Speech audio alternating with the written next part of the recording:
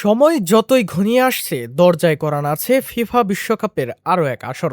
২০২৬ FIFA বিশ্বকাপ শুরু হতে আর মাত্র ৬ মাসের অপেক্ষা করতে হবে।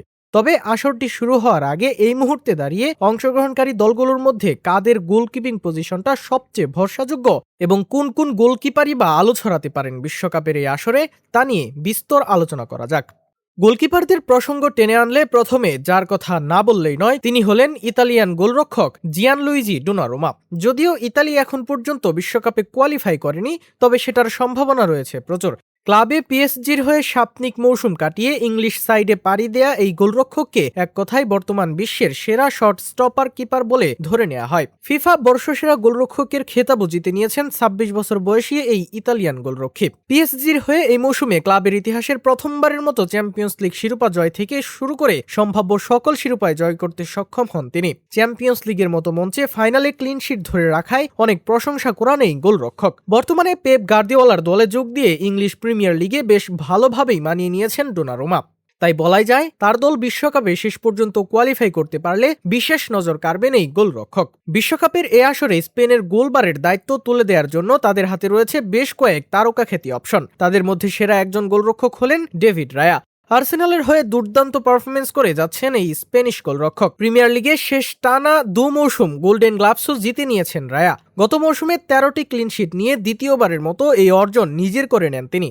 আর্সেনালের কম্প্যাক্ট ডিফেন্সের পেছনে ভরসার পাত্র হলেন এই গোলরক্ষক। রায়া শুধু একজন শট স্টপার হিসেবেই সেরা নন, চমৎকার বল ডিস্ট্রিবিউশন করতে পারদর্শী তিনি, যা দলের বিল্ড ফেজে দারুণ কাজে দেয়। ডেভিড রায়া এই বছরে ২ বার জিতেও নিয়েছেন প্রিমিয়ার লিগের সেভ অব দ্য মান্থের পুরস্কার। স্পেন জাতীয় দলে নিয়মিত সুযোগ না পেলেও যতবার দায়িত্ব কাঁধে এসেছে, নিজের নামের শুধু বরখেলাপ করেননি তিনি।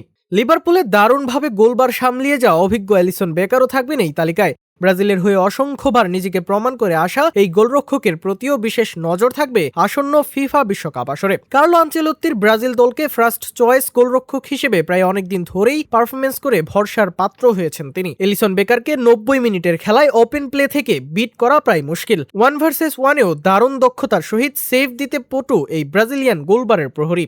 ডিফেন্ডিং চ্যাম্পিয়ন আর্জেন্টিনার গতবারের বিশ্ব চ্যাম্পিয়ন হওয়ার পেছনে যার অবদান সবচেয়ে বেশি ছিল, সেই এমিলিয়ানো মার্টিনেজকে ঘিরেও এইবারের আসরে বিশেষ লক্ষ্য থাকবে। চরম আগ্রাসী এই কিপারকে বেদ করে বল জালে জড়ানো প্রতিপক্ষের ফরওয়ার্ডদের জন্য হয়ে ওঠে অসাধ্য সাধনের মতো কাজ। শুধু ওপেন প্লে থেকে সেভ দেয়াই নয়, সেট পিস কিপিংয়েও দারুণ এমি মার্টিনেজ। বিশ্বকাপের মতো টুর্নামেন্টে বড় দলগুলোর প্রায়ই টাইব্রেকারের মুখোমুখি হতে হয়, আর সেখানে যদি পরীক্ষিত এমিলিয়ানো মার্টিনেজের মতো কিপার দলে থাকেন, সেই দলটি নিশ্চিত থাকতে পারে অনায়াসেই। গতবারের আসরের গোল্ডেন গ্লাভস জয়ী এই আর্জেন্টাইন গোলরক্ষকের সামনে সুযোগ রয়েছে নিজের একক নৈপুণ্য আবারও বিশ্বমঞ্চে প্রদর্শনের।